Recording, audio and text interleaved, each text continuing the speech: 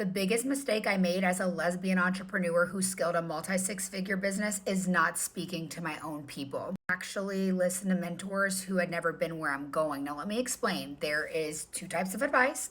There's old school and there's new school. Break it down for you so you don't make the same mistake. Regardless of who gives you advice and how successful they've been, you must remember that you are the pilot of your own plane. Ask your own soul what's right for you and you alone. Incredible mentors who have built multi-million-dollar traditional in-person brick and mortar businesses. And I have online business coaches that are breaking $100,000 a month and they're actively in their business. Successful people have a lot of the same similarities. These are very different experiences. Absorb everything. My older traditional businesswomen, I love older women energy. I'm a lesbian who loves older women. So yeah, those older women, whether they are straight or they're queer, they say, don't just speak to lesbians in your marketing. There's not enough of them to help you scale your business. That's simply not true. We live in a world where the internet brings so many people together around the world. There are enough lesbians to really build a massive, massive movement here.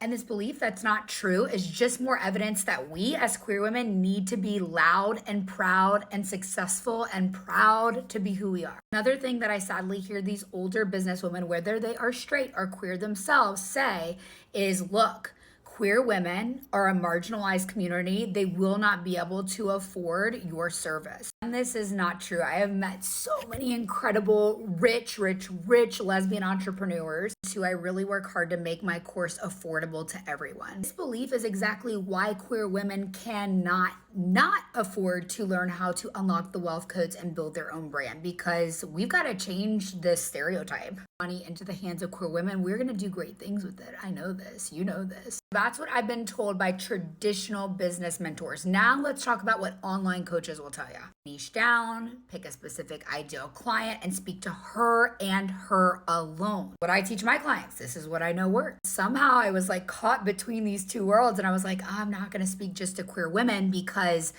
it's not going to be substantial enough for me. I would have refined my messaging a long time ago and said, I help queer women build their brands, and I'm the best at it. I would have scaled my revenue a lot sooner. The moral of the story is to have a lot of mentors, absorb all the wisdom, but be a freaking cherry picker. Yes, appreciate all their perspectives, but when you hear your soul say, leave the 99 and go after the one that really, really needs you. And let me tell you, your ideal client is only 2 to 20 steps behind where you are. My one is me who I was 4 or 5 years ago, where I needed to see a powerful, strong, queer woman in business and learn how she did it so I could do it faster. Most of the time as a service provider or as a coach, we're speaking to our past selves.